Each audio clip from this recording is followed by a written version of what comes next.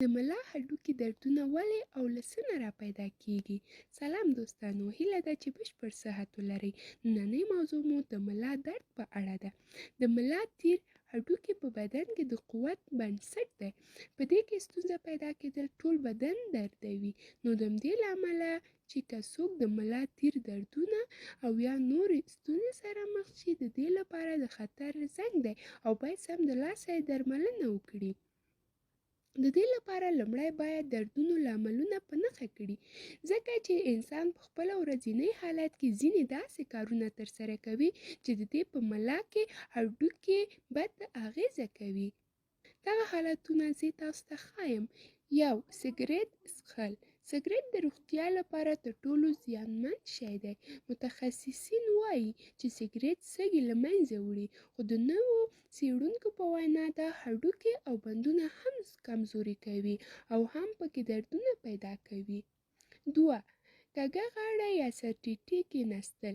سرټیټي کېناستل سره به د ملا باندې فشار راځي چې ورسره د ملا تیر کې دردونه پیدا کېږي او په تدریجي ډول دغه ناسته د ناروغۍ بڼه اختیاروي. دغه ډول ناروغۍ موبایل یا کمپیوټر ته زیات وخت کږه غاړه کېناستلو سره هم پیدا کېږي. 3. د ویټامین ډي نه جذبول. کله چې د انسان په بدن کې د ویټامین ډي کچه کمه شي، د ملا هډوکي دردونه راپیدا کېږي.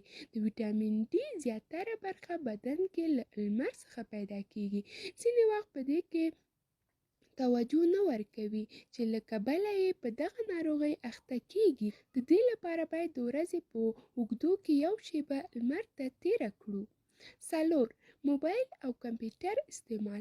لکه څنګه چې مو مخکې زیاته کړه چې د موبایل او کمپیوټر استعمال ته اکثره غاړه کږه نیول کېږي، چې د ملا هډوکي هر وخت کش او کوږ نیول شوي وي، چې له امله یې په هډوکو کې د فاصلې یا جداواله راتللو ګواښ جوړېږي او دردونه زیاتېږي. ډاکټران وایي هغه خلک چې د موبایل، کمپیوټر یا لپټاپ د استعمال پر وخت خپله غاړه 45 درجې زاویه کې ښکته نیولې وي، دا ډول کسان له پورته ناروغۍ سره مخامخ کېږي. 5. کافي څښل.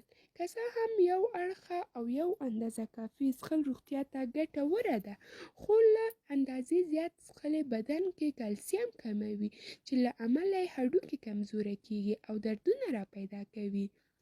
6. زیات وزن وړل.